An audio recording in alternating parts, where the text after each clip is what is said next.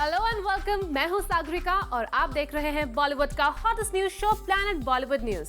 हम एक बार फिर हाजिर हैं बॉलीवुड की latest news and hot gossips लेकर। So why wait, let's begin with today's headlines. एक बड़े पॉलिटिकल स्कैम में कैसे फंसे बॉलीवुड के टॉप स्टार्स, और दिखाएंगे आपको ऐसी टॉप 10 स्टोरीज जिन्होंने इस हफ्ते क्रिएट किया बस। आज प्लैनेट बॉलीवुड न्यूज की शुरुआत करेंगे एक बड़ी खबर से, जिसे सुनकर आपको शॉक भी लगेगा और हंसी भी आएगी, क्योंकि बच्चन से लेकर आमिर तक और यहाँ तक कि सचिन तेंदुलकर का नाम भी एक ऐसे पॉलिटिकल स्कैम में आया है जिसकी खबर खुद इन स्टार्स को नहीं। More on this in a top story.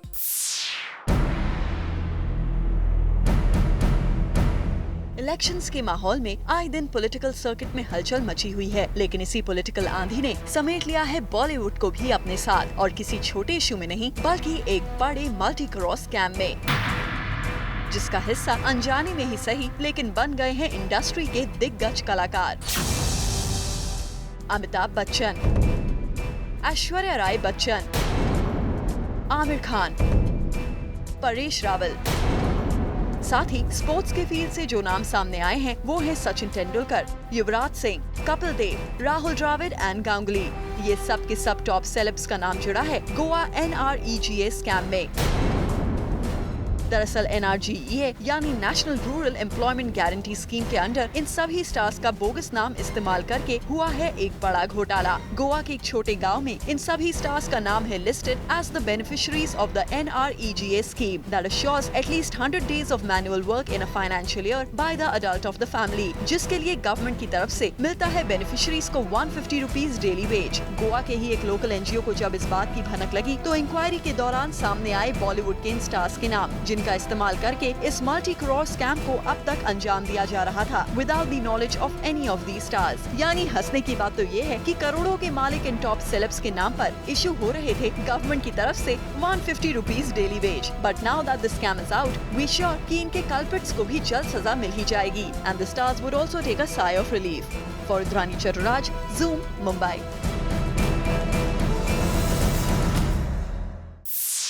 अब बारी है इस हफ्ते की टॉप 10 स्टोरीज जानने की। Those who missed out on our show, हम आपके लिए लेकर आए हैं बॉलीवुड का पूरा वीकली अपडेट हमारे इस काउंटडाउन में। तो चलिए शुरू करते हैं इस हफ्ते का countdown.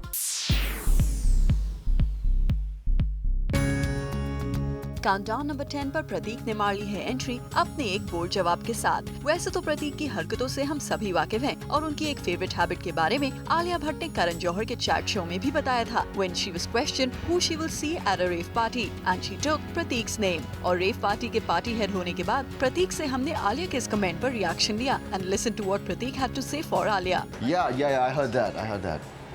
Wait till Alia comes for, wait till Alia gets to a rave and I'm with her at the same rave. That should be fun. Alia, you want to come rave party with me?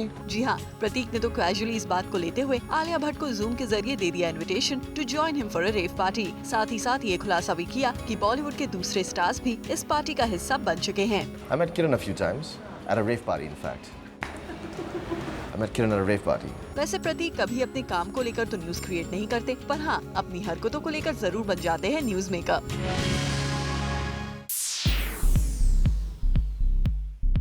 Kangna and Veer, a very big welcome to our show. Thank you. Thank you. Kangna, super success of Queen. Are you still reeling under that effect? I really am actually. Yeah? Yeah, people still meeting me and coming up to me, telling me how they like the film, how it changed their lives, and how it has affected and impacted them. So it's nice to see this after effect. Have you seen the film, Veer? I've not seen Queen. Really? Yeah. You're amongst the few people who've not seen the movie. You know, the thing is, whenever people go out to see movies, Yeah. I'm performing. Yeah. So we don't have weekends as comedians. So Friday, Saturday, Sunday, I'm always somewhere or the other traveling. So yeah. That's one thing you must catch up I will. on. Yeah. I definitely will. Yeah. I'll either wait for it to come to DVD or I'll pirate it. So one of the two. So. But Kangna, you still say it wasn't such a great performance. Why do you say that? Well, I think it was good. I think it was good. It's a good performance.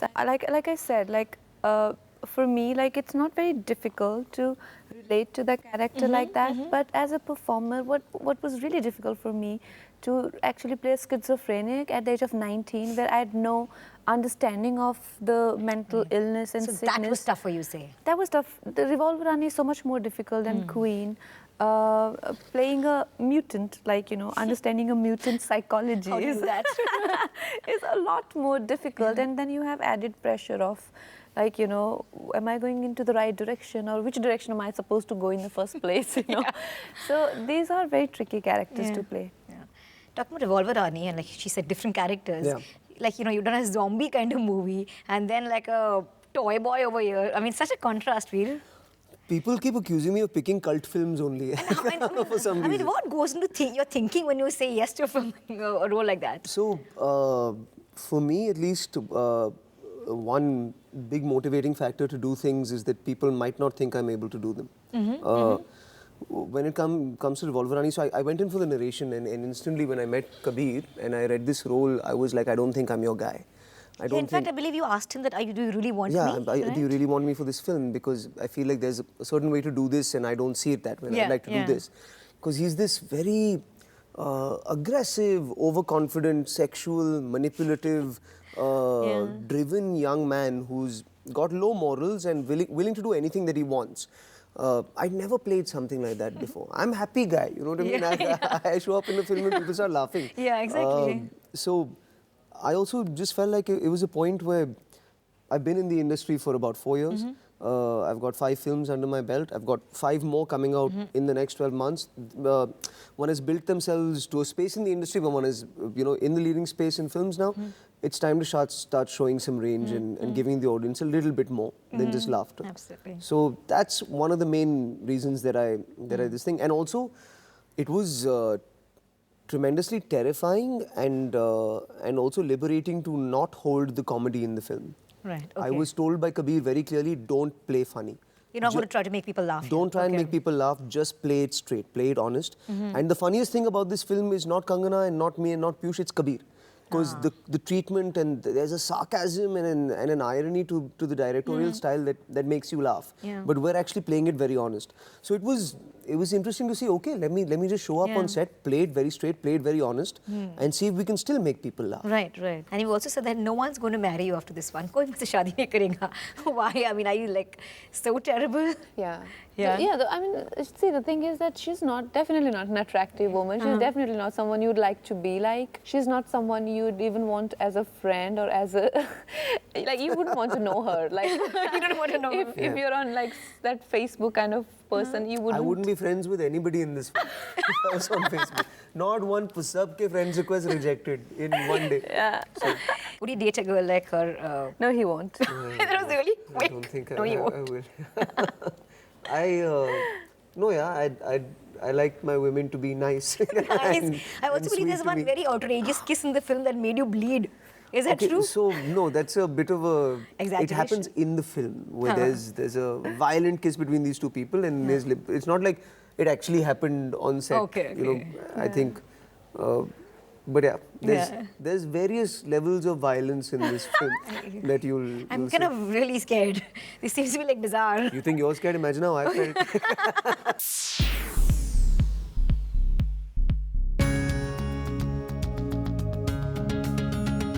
Countdown number 8 पर अजय देवगन घिर गए एक controversy में अपनी wife Kajol को मदद करने के चक्कर में। दरअसल इस वीक वोटिंग का माहौल छाया हुआ था और अजय के साथ उनकी वाइफ काजोल पहुंची वोट देने के लिए। पहले अजय देवगन ने अपना वोट कास्ट किया और जब काजोल की बारी आई तो अजय आ गए काजोल को हेल्प करने in casting her vote, which was captured by us in camera. Ajay भले ही काजोल को इन्फ्लुएंस नहीं कर रहे थे, but just helping her using the poll booth created a controversy for him, क्योंकि द इलेक्शन कमीशन के रूल्स के अनुसार कोई भी किसी को वोट करने के वक्त ऐसे हेल्प नहीं कर सकता and this could be taken as a serious rule breaking act. और अनजाने में ही सही अजय से ये गलती हो गई। अब फाइनली ये तो इलेक्शन कमीशन ही डिसाइड कर पाएगा कि अजय ने जो किया वो गलत था या सही, लेकिन फिलहाल अजय के इस मूव ने काउंटडाउन में बज़ जरूर क्रिएट कर दिया।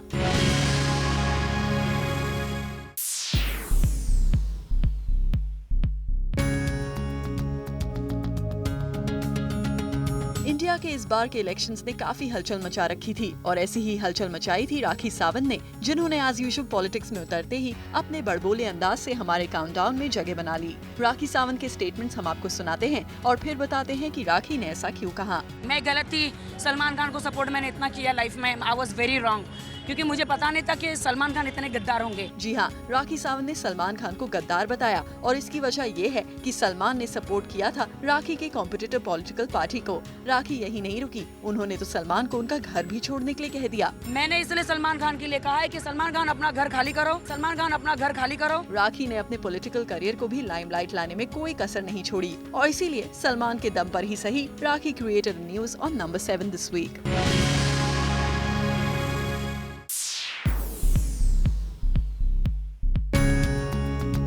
काउंटडाउन नंबर 6 पर करीना कपूर के लॉस ने दिया प्रियंका चोपड़ा को फायदा और ये लड़ाई है एक ब्रांड के लिए। दरअसल कुछ समय पहले Kareena was approached to promote a silver coated elaichi brand, जिसके लिए Kareena was getting a high remuneration and Bebo agreed as well to do this ad. पर सैफ अली खान को जब करीना ने इस एंडोर्समेंट के बारे में बताया तो उन्होंने करीना को कह दिया कि वो इस ब्रांड एंडोर्समेंट को रिजेक्ट कर दे, क्योंकि according to Saif this brand was not going up well with Kareena's image. और सैफ के इस एडवाइस के बाद करीना ने इस ब्रांड को एंडोर्स करने से इनकार कर दिया और करीना के ना करते ही ये ब्रांड पहुंच गया प्रियंका चोपड़ा के पास और पीसी ने एक हाई अमाउंट के बाद इस ब्रांड डील को एक्सेप्ट कर लिया। Well, Kareena's loss was Priyanka's gain।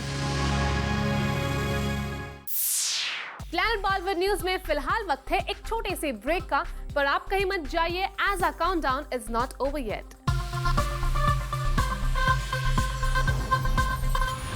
Well, our countdown is not over yet. अब जरा नजर डाल लेते हैं इस हफ्ते की और भी ज्यादा हॉट एंड सिजलिंग न्यूज पर।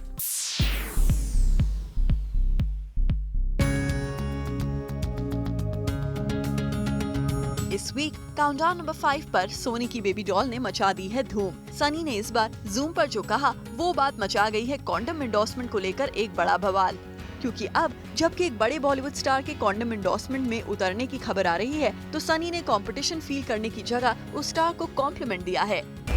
Finally, somebody out there who, you know, wants to promote the same thing that I do, and hopefully when they watch his commercial, then they won't think that I'm so bad. I don't see it as competition. I mean, like, yay! Finally, somebody out there who, you know, wants to promote the same thing that I do, and hopefully when they watch his commercial, then they won't think that I'm so bad.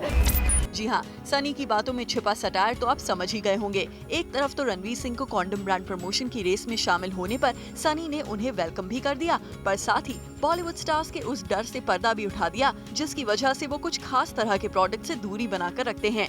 लेकिन सनी ने साफ कर दिया है कि सिर्फ condoms promote करने पर अगर किसी को दिया जाए बेड गर्ल का टैग तो ये उन्हें मंजूर नहीं। उनका सवाल भी वाजिब है, आखिर इसमें बुराई भी क्या है? Why does everybody think that it's a bad thing? I think it's a good thing. I am helping the world. And so is he now. We have something in common. और उधर रणवीर सिंह है जो कॉन्डम एंडोर्समेंट में सनी की presence से खुद को अनजान बता रहे हैं। You know that Sunny also promotes another condom brand, right? Who's Sunny? Sunny Leone. Oh, I don't think it's in my mental periphery at all. No. I am not thinking about any other brand or any other तो कुछ यूं सनी और रणवीर का एक ही product को support करना बना गया इन दोनों को इस हफ्ते का नंबर 5 बाज़मेकर।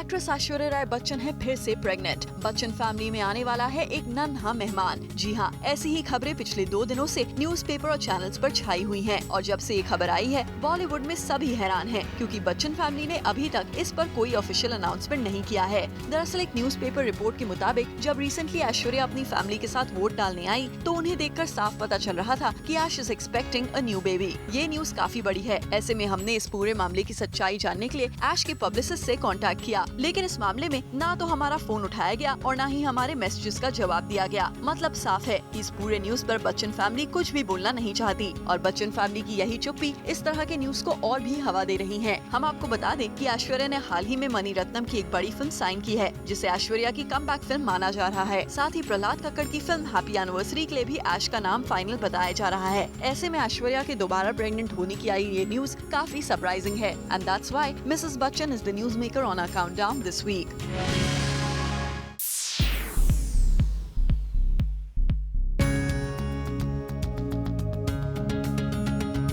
इस वीक हमारे काउंटडाउन नंबर 3 पर रणवीर सिंह कर रहे हैं राज अपने एडल्ट टॉक्स के कारण, जो उन्होंने की खास जूम के बूम पर, क्योंकि रणवीर सिंह ने रिवील किया उस स्टार का नाम जिसे है जरूरत ढेर सारे कॉन्डम्स की।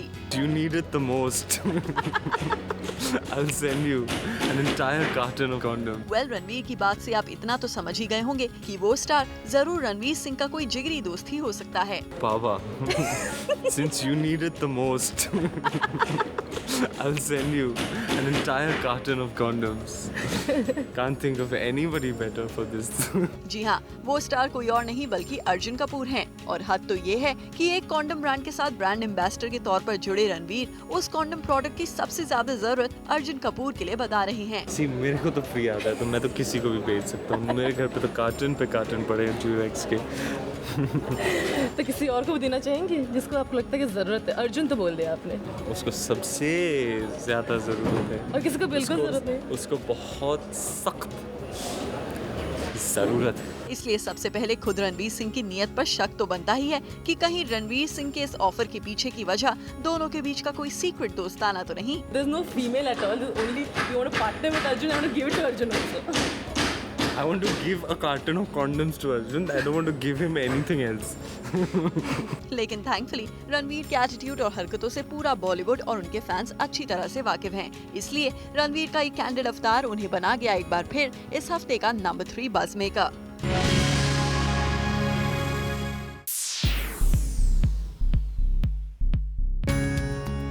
इस वीक की one of the hottest surprising और हैप्पीएस्ट न्यूज रही रानी मुखर्जी और आदित्य चोपड़ा की वेडिंग न्यूज। फाइनली इन दोनों ने मीडिया और अपने फैंस के साथ आंख मिचोली का खेल खत्म किया और फाइनली एक्सेप्ट कर लिया that they have tied the knot. After years of speculations, Rani Mukherjee and Aditya Chopra got married on April 21st in Italy in an intimate affair. और फाइनली रानी बन गई आदित्य की दुल्हन। In a statement issued to media, Rani Mukherjee was quoted saying, I would like to share the happiest day of my life with all my fans all over the world, whose love and blessings have been part of my journey all these years. I know that all my well-wishers who have waited for this day will be really happy for me. It was a beautiful wedding in the Italian countryside, with just a few of our close family and friends with us. अपनी खुशी का इजहार करते हुए रानी ने late Yash Chopra की कमी का भी इजहार किया। The one person I missed terribly was Yash uncle, but I know he was there with us in spirit, and his love and blessings will always be with Adi and me. And after the duo got back to Mumbai, they left for Shirdi to seek blessings for their life ahead. और इस तरह इस much talked about couple की शादी ने create किया हमारे countdown पर बज़। प्लैनेट बॉलीवुड न्यूज में फिलहाल वक्त है एक छोटे से ब्रेक का, लेकिन आप कहीं मत जाइए क्योंकि ब्रेक के बाद भी बाकी है बहुत कुछ खास। So stay with us.